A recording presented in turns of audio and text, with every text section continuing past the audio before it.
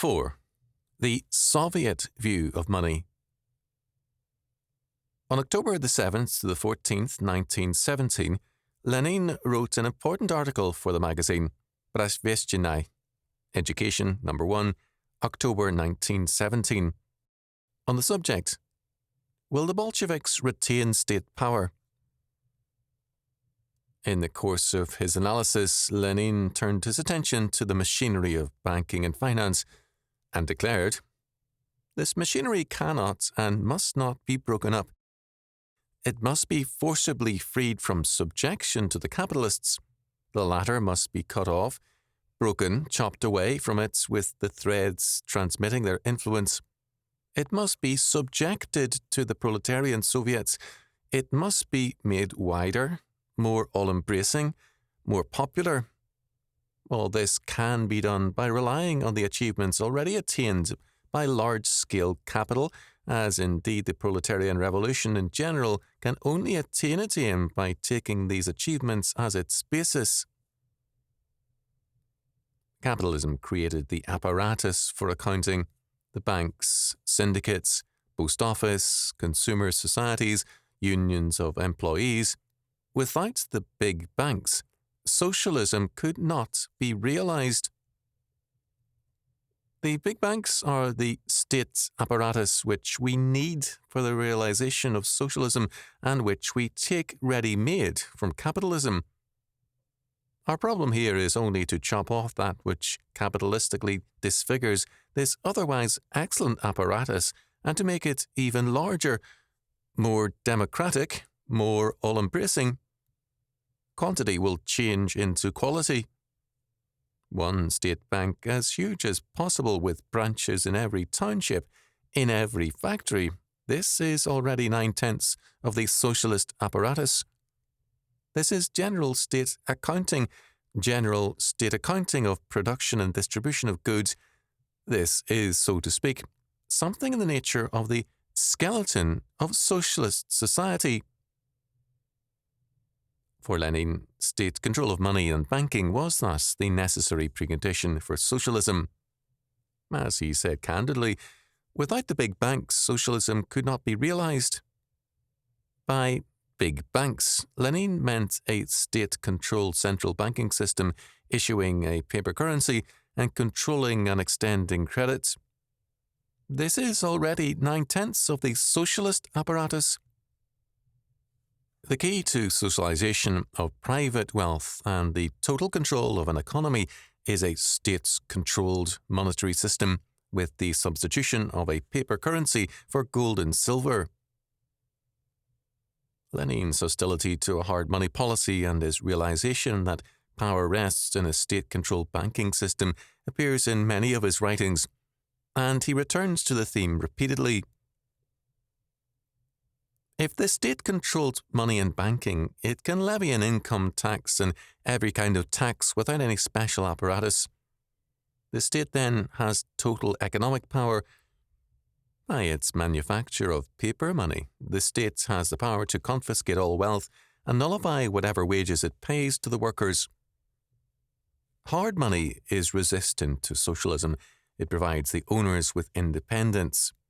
Hard money must be abolished when socialism conquers the world.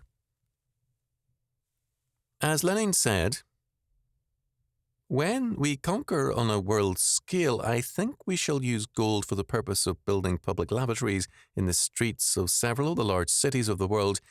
This would be the most just and educational way of utilizing gold for the benefit of those generations which have not forgotten how, for the sake of gold, 10 million men were killed and 30 million were maimed in the Great War for Freedom, in the War of 1914 to 1918, in the war that was waged to decide the great question of which peace was the worst, the Brest peace or the Versailles peace, and how, for the sake of this gold, preparations are certainly being made to kill 20 million men and to maim 60 million in the war, say about 1925 or about 1928, between, say, Japan and America, or between England and America, or something like that.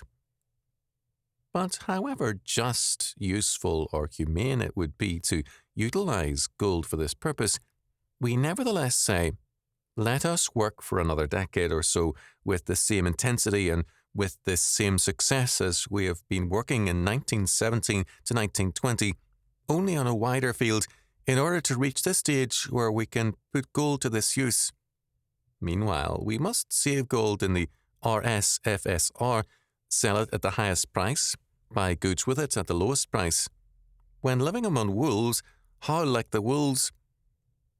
As for exterminating all the wolves, as would be done in a sensible human society, we shall act up to the wise Russian proverb, don't boast when going to war, boast when returning from war. Gold was necessary for the Soviet Union in order to do business with the free world. Worthless, irredeemable paper would nowhere be accepted by free men, and therefore gold would have to be retained for international use as long as freedom survived. When the whole world is conquered, there will then be no area of freedom where men can demand hard money, real wealth in exchange for their wealth in the form of labour and goods. With total world control, gold, the symbol of wealth and liberty, would then become obsolete, and it could be used to build public lavatories. There would then be a public defiling of the very symbol of ancient wealth and freedom. Lenin emphasized the necessity of a central banking system as the necessary precondition of socialism. Any country embarking on a paper money course and a central banking system is therefore developing towards socialism to the degree that it continues in this course of action. It is of importance, therefore, to analyze modern economic policy with particular reference to the United States in terms of its movements towards Lenin's conclusions. The price of any item of goods has in it 5 aspects which govern the cost of production. First, there is the cost of the materials in it. Second, there is the cost of the labour required to produce it. Third, there is the cost of taxes. And fourth, there is the wages or profit of the capital in money, machinery, land, etc., required to produce the goods. Fifth, there are often interest charges. Taxation strikes at 4 aspects. The worker is taxed, the raw materials are taxed, and the profits are taxed in addition to the direct taxes on the item of goods. Taxation robs both the worker and the owner so that both must realize more wages in order to maintain the same purchasing power. When a state begins to control the monetary system, it has the power to outbuy the people, because with an irredeemable currency, it is a manufacturer of money. When its money is debt money created by deficit financing and bonded indebtedness, it again both limits the purchasing power of the people ultimately and inflates the currency. Whatever temporary benefits accrue to debtors as a result of inflation are finally nullified, because monetary inflation is the power of confiscation. The debtor confiscates the creditor's wealth by paying off in worthless money for valuable goods or properties. Then the state confiscates the goods accumulated by these exploiters of inflation and debt by further inflation or by direct confiscatory taxation. The Great Depression, which began in 1929, was not caused by any failure of free enterprise. It was a product of state intervention in the economy and in money and banking. There was an inflationary expansion of money and credit in the preceding years, and the consequence was collapse. But the root causes of the Depression were never corrected by the New Deal. On the contrary, the answer of Franklin Delano Roosevelt and his advisers was to intensify the very policies which created the Depression, that is, an inflationary expansion of money and credit. The advent of World War II aided this expansion, and after the war, the military policy and foreign policy of interventionism was maintained on a worldwide scale to further the expansion of money and credit.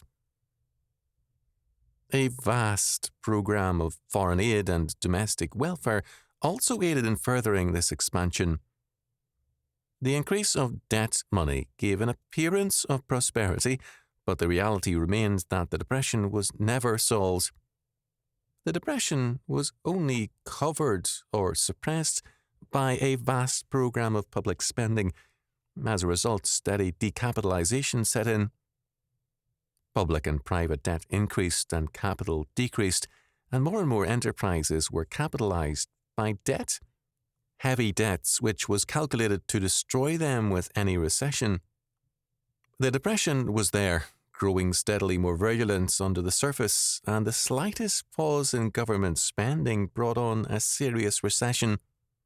The pace of spending and inflation increased, and there remained no way off the inflationary treadmill except to revert to the underlying and repressed depression.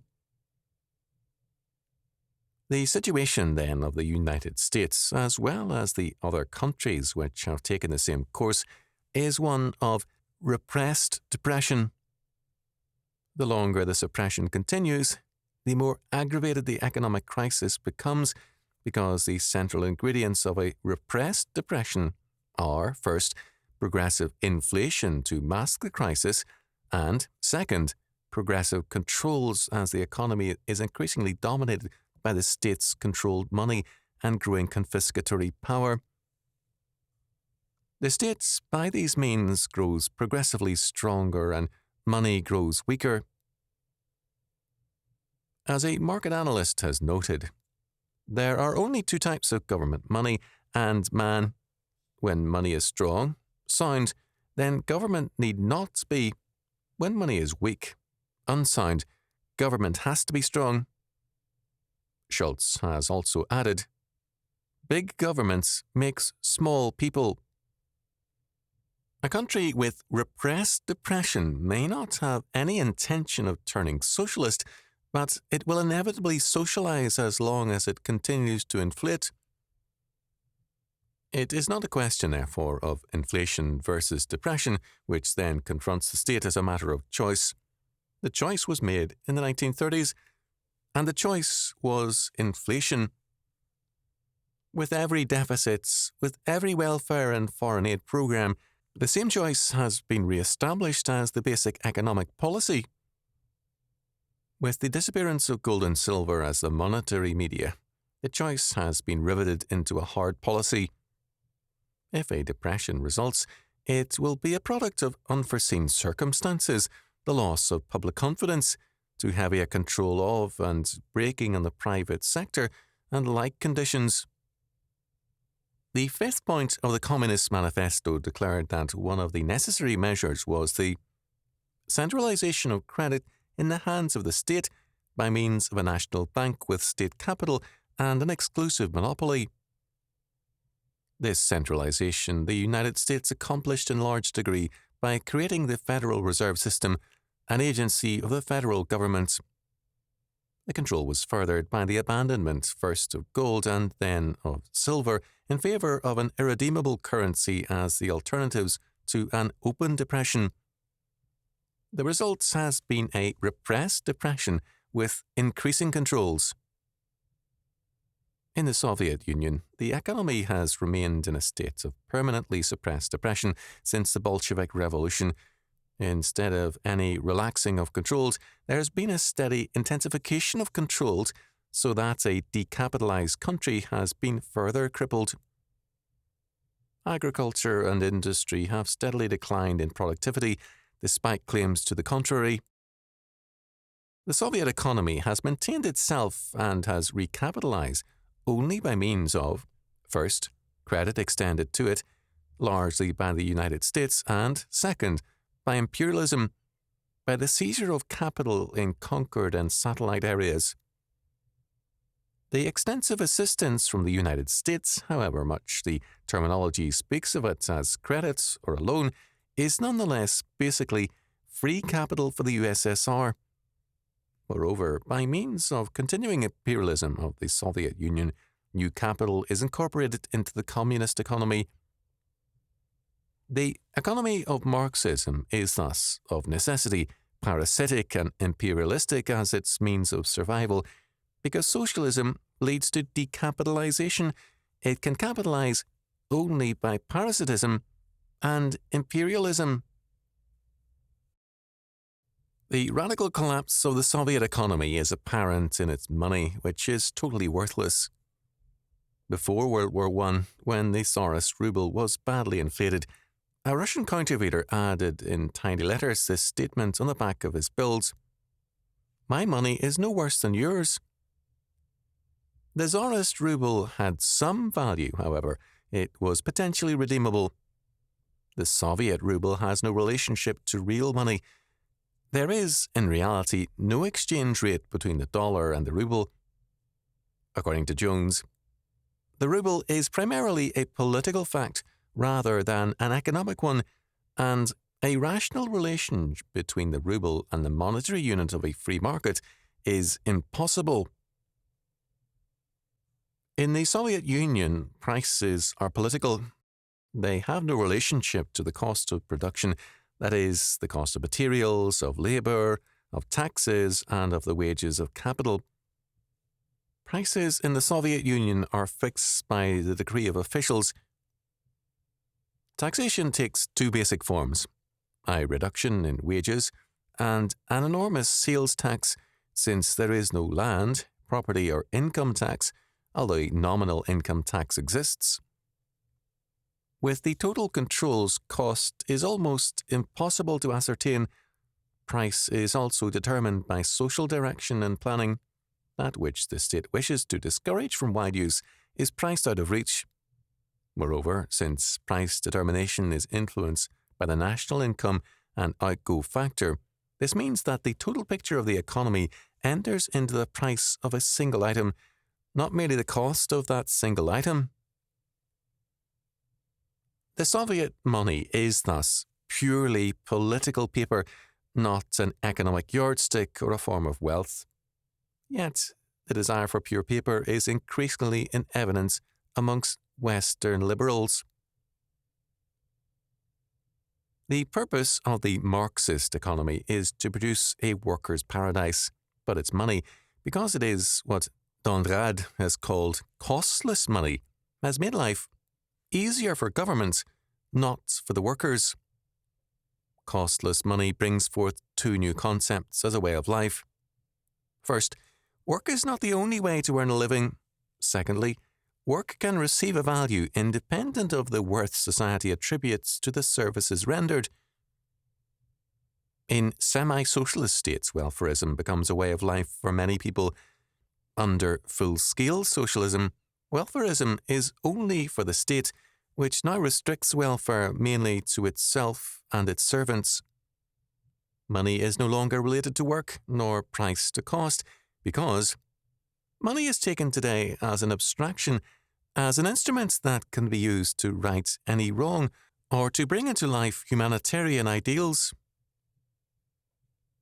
The conclusion under Marxist socialism is that people do not work for money because it is largely worthless, but for the avoidance of force because savage penalties are attached to failure to work.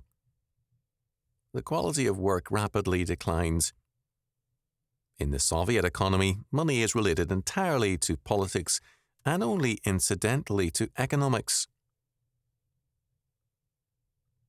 In the Western interventionist economies, welfarism destroys the will to work, even as it weakens the money by its inflationary pressure. As von Mises noted, social insurance has thus made the neurosis of the insured a dangerous public disease. Should the institution be extended and developed, the disease will spread. No reform can be of any assistance. We cannot weaken or destroy the will to health without producing illness. The erosion of man and of money goes hand in hand. As men become worthless, their economy becomes worthless also, because they are both spiritually and materially decapitalized.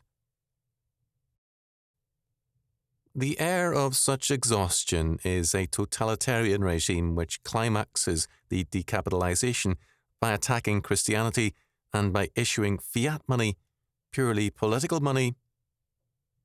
Capital is the product of work and thrift, that is, of character of some degree, of the ability to work productively and by thrift to accumulate capital in order to increase productivity. The basic decapitalization is the decapitalization of character. It is followed by the decapitalization of material wealth. The cry of the people, then, is for a return to the slavery of Egypt. This return can be forestalled only by a Christian recapitalization.